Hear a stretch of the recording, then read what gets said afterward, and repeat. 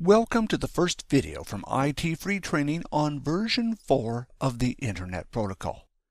This course will take you through everything you need to start using IP4 on your network.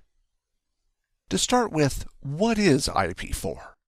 IP4 is the main protocol that is currently used on the Internet. It is the protocol that is used to connect users and their devices to each other. It is the same regardless of which operating system is used or the device that is used, and forms the backbone of communication for individuals and companies around the world. So, what is the history of IP4? IP4 was first deployed in 1983. There were other versions of the protocol before this, however they were never used in production. To meet demands, IP4 has been improved and expanded. However, it is starting to reach the limits for today's environment. This is for a number of reasons. The main limitation is the number of addresses that can be used with IP4. Since it uses a 32-bit address, this gives just over 4 billion addresses. This does sound like a lot, but when you consider the number of computers that are connected to the Internet and the growth of devices like tablets, this is far from enough.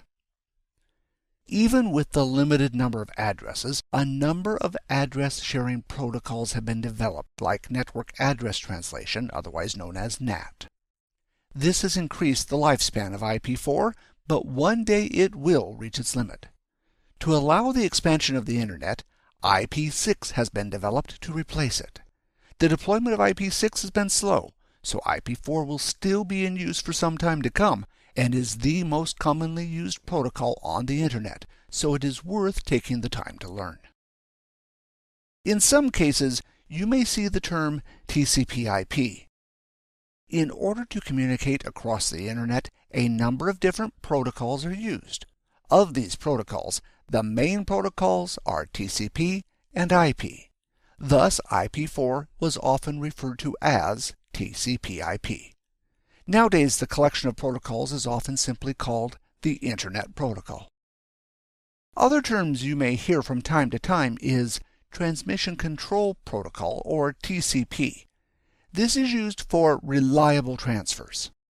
Most communication on the Internet uses TCP, and thus you can understand why it is considered one of the main protocols. When reliable transmission is used, lost or corrupt packets are detected. When these are detected, they are resent to ensure that no data is ever lost during transmission. It is also possible to use User Datagram Protocol, or UDP. This protocol is for unreliable transmission. This is like sending a letter using the postal system. Once you send the letter, you are not sure if it will arrive at the destination. It could get lost in the post, so to speak. Unreliable transmission is often used for time-sensitive applications like live video.